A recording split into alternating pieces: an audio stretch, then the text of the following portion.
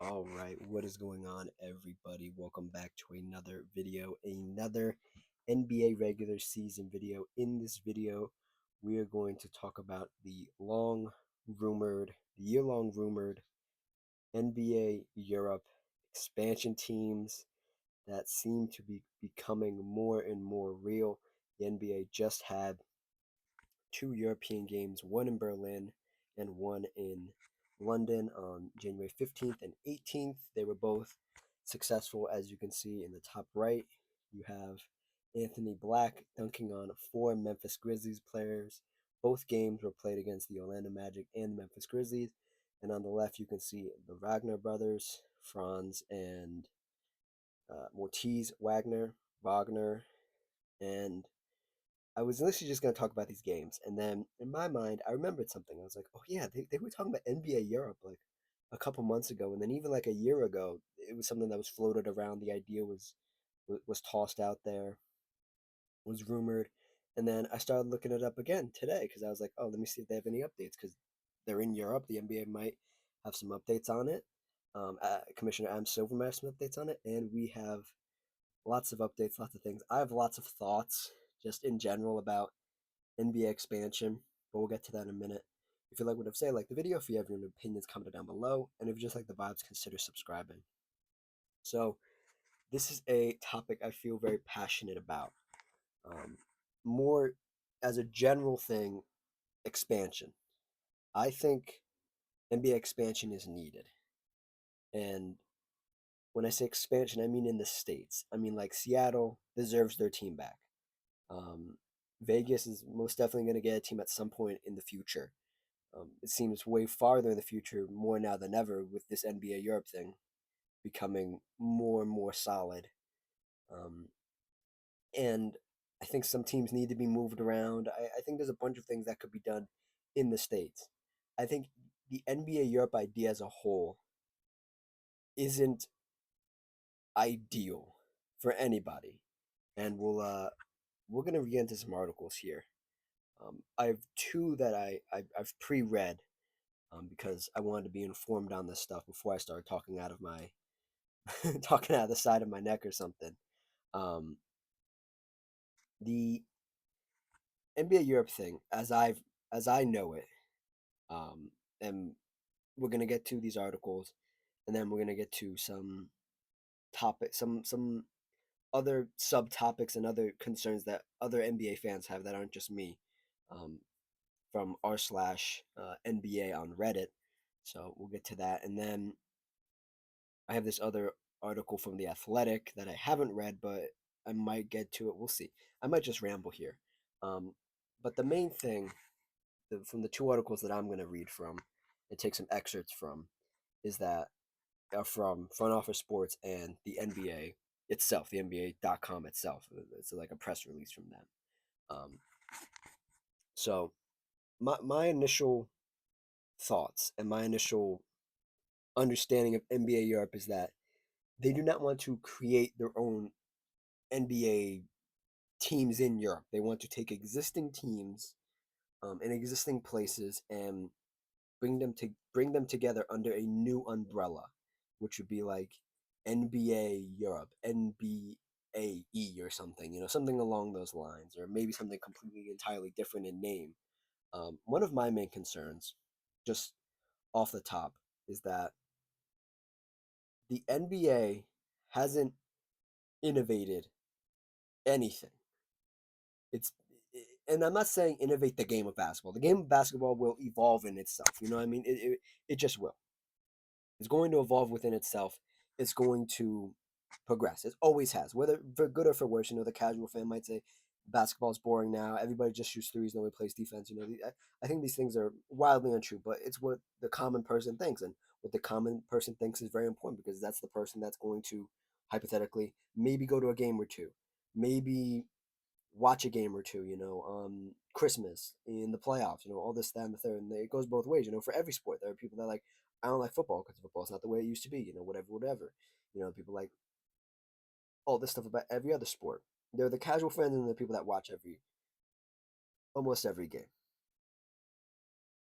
The NBA hasn't innovated the way basketball is digested or has promoted actually watching an NBA game. The NBA wants you, and Adam Silver wants you to watch games via highlights or on social media. They don't care if fans are actually watching a full game. They don't care anymore, which is concerning. Which is it's hard to process as somebody like me or as somebody even older than me who's been watching the NBA and loves the NBA that the people at the top don't want you actually watching games. They want you watching the highlights. They want you doing all this stuff. They want you to do it their way though. Where I will give Adam Silver credit is that he wants the league digested a certain way, but he wants it talked about um, in various different ways. He recently took shots at the beginning of this season at ESPN in the way they cover the NBA. Adam Silver much prefers the way NBC does it, the way Amazon does it, even though they've only been doing it, recently for the last like couple months. Adam Silver has publicly come out and said, "I like the way these guys do things versus the way ESPN does things." So for me, that's one thing. The other thing that's a major point of contention that I didn't even think about that I saw months ago that I resaw today was that people that understand European basketball and understand the structure of European basketball love the game differently. They the fans that go to these games in Europe are diehard fans. It's like soccer almost, where they're not just fans because they want to be fans. So they're fans of a player. They're fans of this club, this basketball club, right? And they're fans of these clubs because their father was a fan of this club and their father's father was a fan of this club and so on and so forth, you know? And the concern that I've seen mostly is that like the NBA is going to price out, like they have in the States, price out fans so they can't go to games. One, and they're going to, I don't even know what the term is, social media lives, like really like pushes the media boundaries, not even the boundaries, just ride that media hot hand that the NBA does have of like we are the best league for highlights, and that's not what European basketball is about. European basketball is about fundamentals. It's about all these different things that um, make European basketball great, but also make European players great.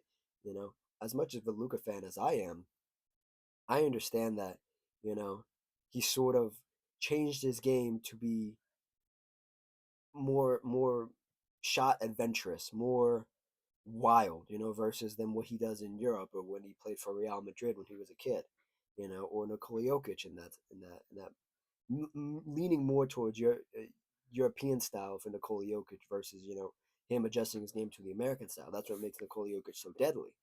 It's the pace he plays with or doesn't play with for that matter, but the IQ he has.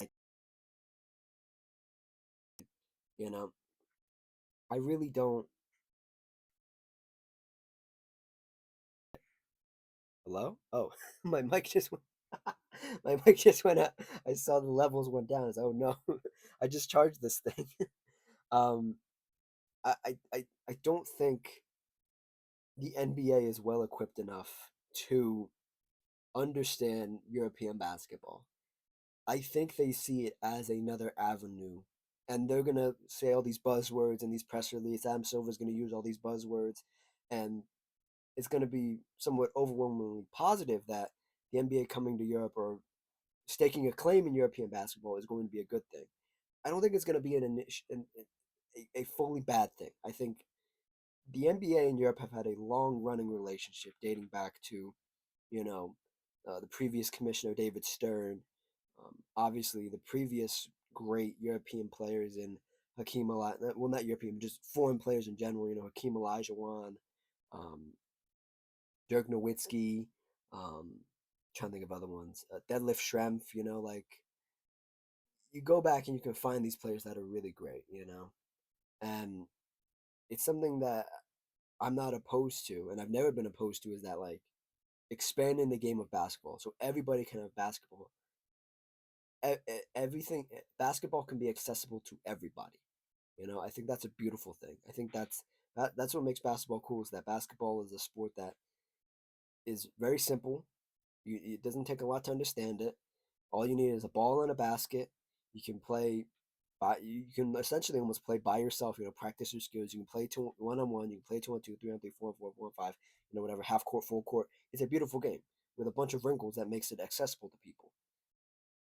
I think the NBA trying to get into Europe, and essentially from what I've heard, this is only rumors. I didn't read this in any of the articles, that they want to bring NBA teams over to Europe to play like a road stretch, so to speak. They want to bring European teams over to play an American stretch, and go back and forth. The other thing that I'll say here, and then we'll get into the articles and stuff, is that the travel on these games is terrible. If you are going to do this, if you are going to make NBA teams go over to Europe and European teams come over to the Americas, you have to lower the amount of games. You have to, especially for the NBA players playing 82 games plus, let's say, like a week in Europe. Let's say a week and a half in Europe, right? You have to lower the amount of games. You cannot simply play 82 games in a season while also going over to Europe on one night, and then coming over, and then the logistics don't work. Oh, not the logistics. The toll on the body doesn't work. And we've seen an uptick in these hamstring, these quad, these Achilles injuries in the NBA.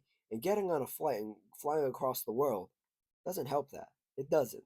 And that's my other concern about this, is the toll on the players. And maybe I'm overthinking it, but these are genuine concerns that I have, and I think a lot of people have, about not just the community aspect of European basketball that has been built equally as much as the NBA brand has been built. There's European community of basketball, and there's just the NBA brand itself. Um, they've both been building for a long time. I genuinely don't know if I'm for this. Now, if it's just like, hey, NBA is going to stay the NBA, this NBA Europe thing is going to be a separate thing. It's going to have its own like deputy commissioner. Am Silver's not going to run a league from the Americas in Europe. You know what I mean? Like, he's not going to be the all-knowing commissioner. We'll have a deputy commissioner of some sorts, that understands European basketball. I think that'd be great. Um, and it's its own separate thing. They're not going to. Maybe they play each other like they did, like the Grizzlies and instead of it being Grizzlies versus Magic, it's Grizzlies versus um was this oh my god, but I can't even see the. I made this graphic too small. Real Madrid, or Barcelona or something like that. It'd be that sort of thing. Um, I can maybe get behind that. I just think making these players fly all these miles while also playing all these games, while also the injuries adding up, and we don't know why they're adding up yet, is very concerning. So that's my 2 cents on the matter. Just getting my opinions out there, before we get into these articles here. Um, let's get into this one here. I'm sorry if you hear some noise in the background.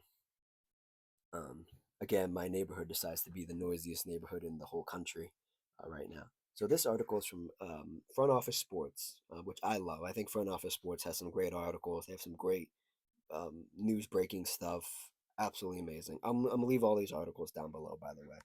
Um, but EuroLeague, the title of this article is EuroLeague defends its turf as NBA pitches league to investors. The context to this article is that the NBA is making progress in efforts to launch a new European league, but EuroLeague and Euro tops tier basketball still has concerns about the planned new competitor. This is by Ben Horney. Horney, yeah, Hornley, yeah. Um, on January 13th. So this was only a couple days ago. So this is fresh.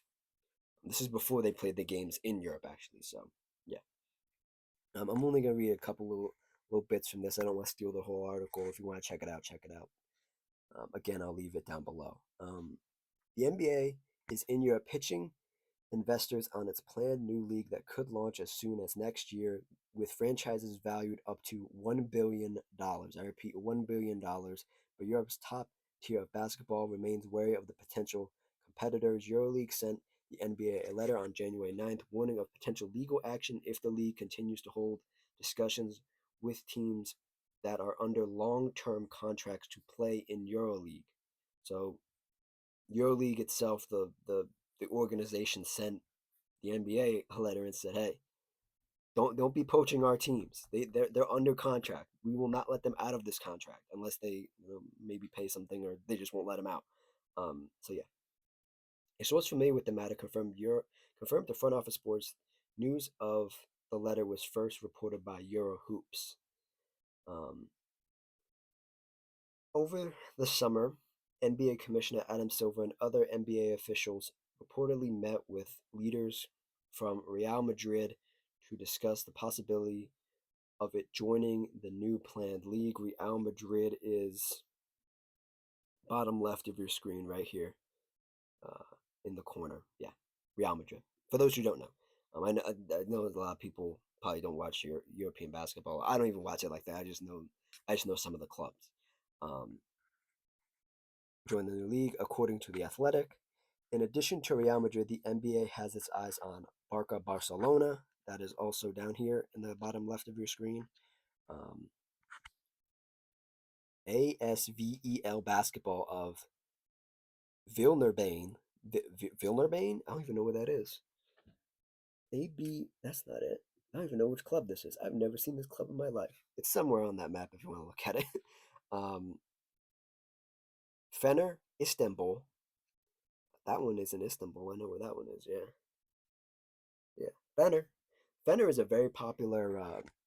Their women's club is very successful, actually. I don't know about their men's club. I know the women's club is very successful. A lot of WNBA players go over there and play, or used to go over there and play. Um, this has all been reported by The Athletic. A source familiar with the NBA's thinking tells Front Office Sports the league has not had any improper talks, saying it is engaged with all parties in a lawful and appropriate manner, end quote, continuing, not engage with anyone about any opportunity that they are not free to discuss. So they're just doing like they're sitting around and they're like, I don't want to say they're plotting. Plotting's the wrong word. They're just like, so hey, would it be crazy if like we made a league and like you joined? They'd be like, yeah, totally. Or maybe I should do it in like a Spanish accent or something. Um, the next section is how we got here. The NBA's European pursuit became formalized last March when it and the International Basketball Federation (FIBA) announced they would jointly explore a new pro men's league in the region. The idea picked up steam throughout the year. Silver said at the at the at FOS tuned in summit in September. So their own their front office sports summit in September of this past year. That the league would launch within a couple years, the although he cautioned there are European areas, infrastructure, and regulatory hurdles. More recently, he said conversations with potential investors could get more serious some late time in January. Um, Silver is part of a league contingent currently in Europe attending the regular season games taking place in Berlin. Silver is pitching to investors, sponsors, and media partners on the new planned league, which could debut as soon as 2027. As a part of pitching, the league will provide potential investors with access to internal material, including finance projections. According to Bloomberg, the NBA will still own a 50% stake in the league, which is expected to include at least 12 franchises, Bloomberg reported. Now, if you look up NBA Europe, they say there's 16 teams, um, which is untrue. I believe the more 12-team picture than 16. 16 is a lot of teams. 12 I was like, okay, yeah, okay. Um, the NBA the NBA is very confident and encouraged about the level of interest it has received from stakeholders across Europe, according to a source familiar with the league's thinking. Yeah. Let me see here. I don't want to read the whole article, so let me skip around here. Um, Currently, 9 of EuroLeague's 13 permanent teams have extended their license to play in the league for an additional decade. Most recently, Barcelona informed the league its team's intention to sign a 10-year extension. Sources confirmed with Front Office Sports. That was also the first reported by Eurohoops. Barcelona extension has not publicly been announced, so it's still in limbo, sort of. Um, Exit clause in renewal agreement stipulated that EuroLeague teams would be required to pay an $11.6 million penalty or a €10 penalty um, to exit the league before contract's expiration date, plus additional damages. That amount would be determined by depending by the situation. A source told Front Office Sports. Yeah, collaboration is still possible. EuroLeague remains open to some kind of collaboration with the NBA and FIBA. Um, let's see here. Let me take a breath here. What do see? There are a lot of buzzwords in this. There are a lot of positive, like astroturfing and all that stuff. I think generally the NBA only being involved like 50% is a bit of like a red herring. Like it's gonna be on paper 50%, but I feel like they're actually gonna like for real like run the league. Like there's the infrastructure for them to do it, and them wanting to get their, I'll say, grubby little fingers in Europe permanent, like as a permanent like foothold in Europe. I think is very how do I say this, interesting. I think this is a direct answer to what what I'm trying to think of how I should say this. What was proposed a couple, almost a year and a half ago now, was like the Project B stuff, where they want a men's and women's league that travels around the world and plays in a city for like a week, and it contributes to championship points and all that stuff. It's a whole thing that I won't get into right now. I have a whole video about it on the women's side, but there was supposed to be a men's side, and the men's side has sort of been put on hold. And I think this is the NBA sort of pushing um, for themselves to have a foothold in more of a foothold in the European market versus losing out on it to some other league that isn't necessarily all put together, but it is backed by PIF money, by the private investment fund, from the the Saudi area, from the Saudi people. Um, I think this is a direct response to that, and that they don't want to lose out on this. They rather lose money on something like this and back down a league like that, versus just having nothing at all in Europe. Just having a couple games a year in Europe. I think that is something they've also they're not explicitly saying, but I think this sort of talk, this sort of idea floating around, is a response to that for sure. So yeah, let's continue here. Um,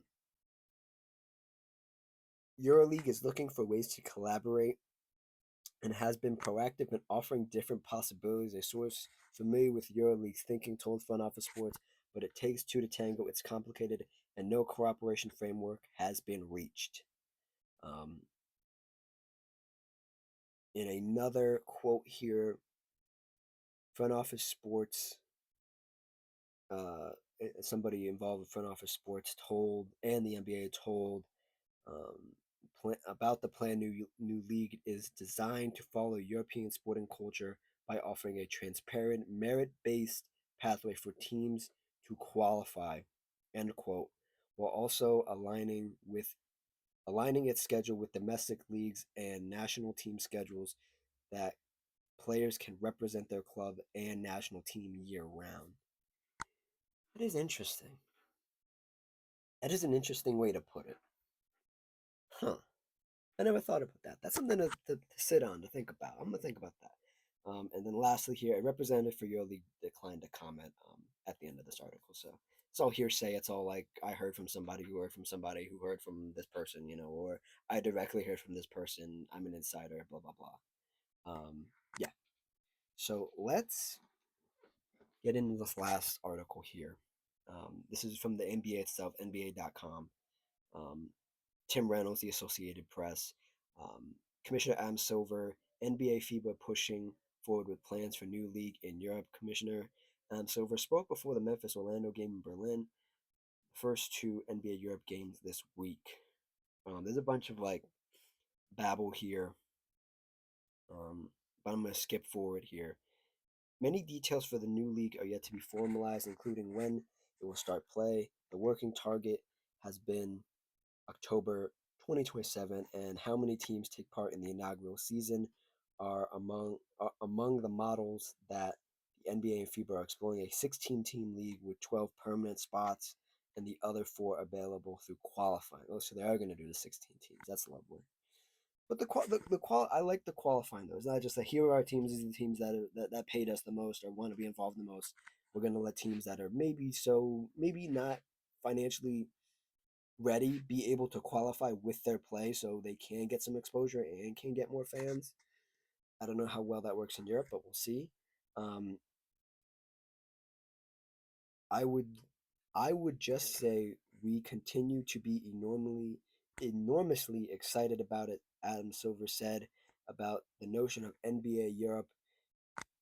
Another quote: "We've been meeting with clubs that are interested in participating in our league.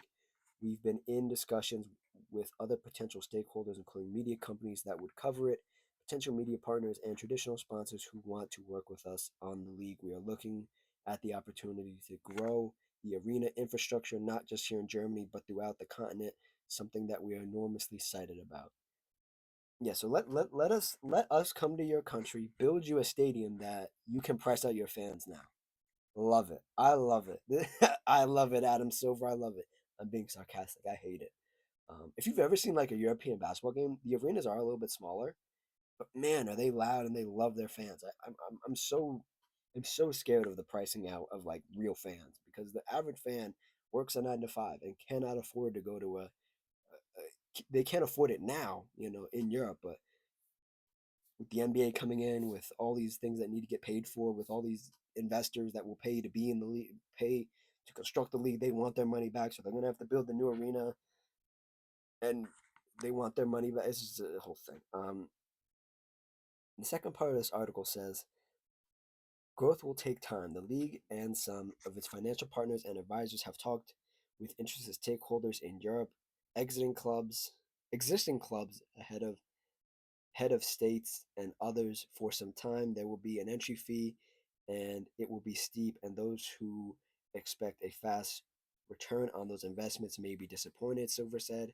Starting a quote: "The funding would potentially come from, at least initially, the members of the club, the members of the club league," end quote, Silver said, continuing. "I think similar to any startup venture, the participants would be the investors, and over time would hope to seek a return. I think if we were were to successfully launch this league, it would take a while. I think before it is visually a viable commercial enterprise. I think all the participants recognize that this is not for those who want a short-term perspective." They might not be that way. Adam Silver might not think, but those people with money, they talk and they want their money back. They want their money back. You look at the NBA; these NBA owners, over the past like 5 to 6 years that they've sold, past owners from the old regime from the early 2000s to the 2010s, when they've sold their franchise or their organization finally to a new person. The new person comes and is like, "Hey, I want to win," and they sell off everything and they try to get the team good and it doesn't work out and they just sit on their hands like, "Well, guess it's different here," and they go at it that way. I think Adam Silver does not have a pulse on what millionaires and billionaires and investors want from this. I think there's an immediate turnaround and there's an immediate sort of um, thing these people want. Maybe it's different in Europe. I don't know. I keep saying that. I don't know. I'm not in Europe. I don't know. Also, a part of the plan, new arenas maybe would be needed in certain markets, which would obviously take time and money. What we are telling interested parties is that you need to have a very long term perspective. Um, and the next part of this is stance of the players. Um, Silver said he wanted those opinions from people like Luka Doncic, like Franz Wagner, like other European players that have come over are in the NBA right now. I think it's critically important that we respect the traditions of European basketball. We are trying to find the best combination of old and new traditions and innovation, Silver said, and continuing. I think, frankly, that what the NBA brings to the table, I think it's also why it's important to not only have FIBA as our partner, but existing basketball organizations who understand the culture of European basketball, understand the traditions and history, what make European basketball unique in so many ways. End quote. Yeah, this is hugely important. These people who actually know and have been involved in European basketball need to be involved. Like 80% of the time, because what the NBA has done to their own product and to, we're going to talk about the All-Star game tomorrow in tomorrow's video, um, and the All-Star game starters. The NBA is freaking terrible understanding what the fans want. They are so out of date. They're so in their own bubble. Like it's embarrassing at times. Um, so I really hope these people that are in these European markets already and have the teams understand that stuff. Um, Adam Silver on NBA expansion as a whole, not just in Europe. I'm sure you can see the bags under my eyes, Silver says, but we love hard work at the NBA. Silver said on the decision on expanding the NBA will come by the end of 2026 and repeated that stance since Thursday. To me, honestly, the real heavy lift would be creating a new league in Europe. Silver says, as I said, that's an enormous undertaking. That's why we've been moving one step at a time and been very careful and cautious about making sure we are covering all our bases. So he basically said, screw you, Seattle. Screw everybody else in America. We're gonna do this European thing right now. We're gonna do this now because that's the cool thing to do. We need to do this. We don't want to get undercut by anybody else trying to do this. We're gonna do this now. You guys can wait to get your team back in like 2030, maybe if you're lucky. And that I feel so bad for Seattle fans. I feel so bad for anybody any state that wants a team. I feel really bad because like it was trending towards like I think maybe like 2 3 years ago was trending towards hey these teams are going to come back at some point. They will be back at some point. And now that this NBA Europe thing has gone like full gas almost, they're on cruise control right now. They're about to get off cruise control and go full gas on it. Um, I don't think you guys are getting a team anytime soon. So we'll see. So there is a whole big um, breakdown here that I'm reading on r/NBA about how teams or how the four other teams would get into this new NBA league versus the 12 that would already be integrated in. Um, Looks like I'm not going to go through because it looks like a hell of a lot of things, but it's involving obviously the NBA, EuroLeague, FIBA Europe, the ULEB, the ABA, um, and you have teams from Greece, Turkey, Germany, Italy, France. I believe that's Portugal, Spain. Yeah, they would have um, people in those countries, teams in those countries vying for a spot to get into this American League, and yeah, that I'm just looking at this thing and it looks so complicated. I would not dare to try to break this down for you. The basis is 16 teams, 12 permanent, 2 promoted from EuroLeague, 1 Championship League winner, and 1 Euro Cup, Euro Championship League playoffs. Okay. Okay. I mean, shit. Whatever works. Um, I'm gonna read some comments on this and then we'll get out of here. One user said, "It makes no sense. They already have this." Another user said, "It will destroy the EuroLeague and leave important teams, basketball cities in the dark, especially in the Balkans. I hope it doesn't happen and fizzle out and nothing. It's just a cash grab. UK has less than zero basketball culture." This is very true. The UK, the United Kingdom as a whole, is notoriously bad at basketball. Like bad at like making people or having people play basketball because people just rather play football or soccer or they just rather do that because that's what's cool over there, just like being a basketball player or a football player or whatever over here in the states. It's cool to be a soccer player over there, you know and some South America countries as well. um the British basketball Another comment says the British Basketball Federation also has completely collapsed recently. I'm not too high on basketball success over there. France, Italy, Spain, former Yugoslavia. That would be Slovenia and like those other ones around Slovenia right now. Germany, sure. Britain, no. Just a cash grab. Another user says this is funny to say considering the teams EuroLeague has. Um, Let me see if I can find any other comments here that are funny. Um, Let me see. Let me see. Any other? As a European fan and as a Red Star fan, Adam Silver can suck a big one. I told y'all, man. I told y'all. These fans, they don't like this stuff. So this is why we can't have a Seattle team. Exactly. Exactly. This user has it right on the money. Um, there's another comment here. Firstly, including two UK teams, including Man U in a basketball competition, yeah, you've lost all credibility there.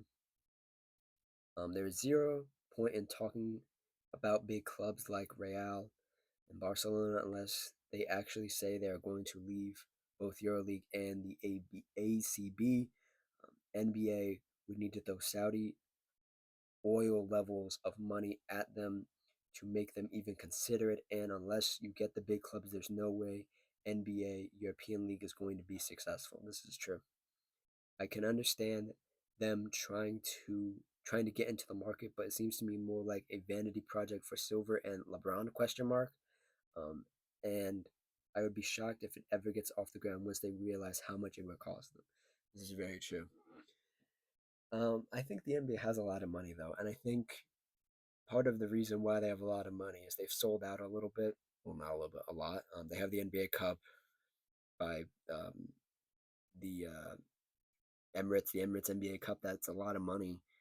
All Star Weekend is just a huge, just ads now. They just have celebrities on there and like Mr. Beast and like yeah. I think the NBA has money. The question is, do they want to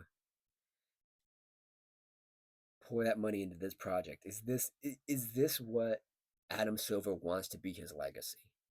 I feel like this is also an Adam Silver legacy thing where like if he gets this done and gets it actually working, this could be his legacy as a commissioner versus like I don't want to say he's done anything positive, but what Adam Silver has done is basically like dealt with people who have like been rampant racists as owners and dealt with people who like are gambling in his league as players and like he has to put down the law a lot and this would be something positive for his image, think about it that way as well.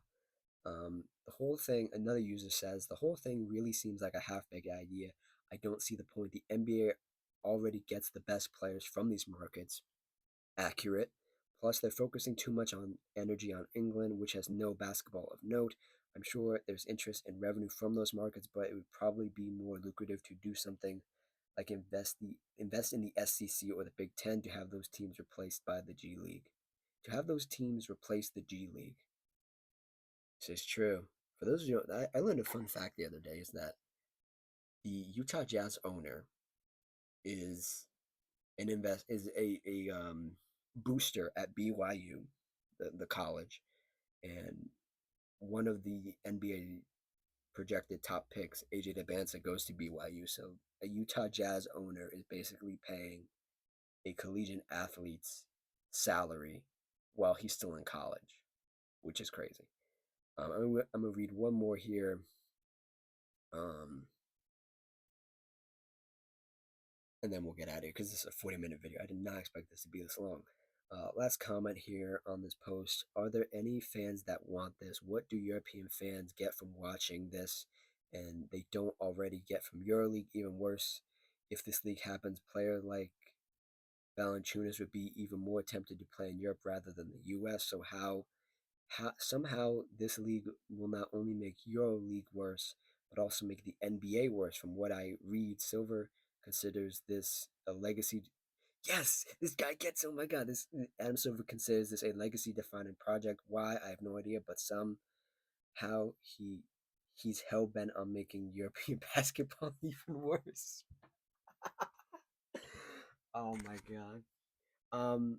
Yeah, I'm not the biggest Adam Silver fan. I've kind of defended him in the past. I think he's done a lot of sustainable things for the league, but also I think he's done a lot of things to alienate fans, to make fans dislike him, and make fans not want to watch basketball. I think a lot of the reason why basketball, in the general like zeitgeist of things, has fallen off, is because it has happened in the Adam Silver era, and Adam Silver hasn't done anything to try to get basketball fans. Not I'm not talking just watching the highlights, watching the clips on social media. I'm talking about people that actually want to watch the games or go to the games back into this.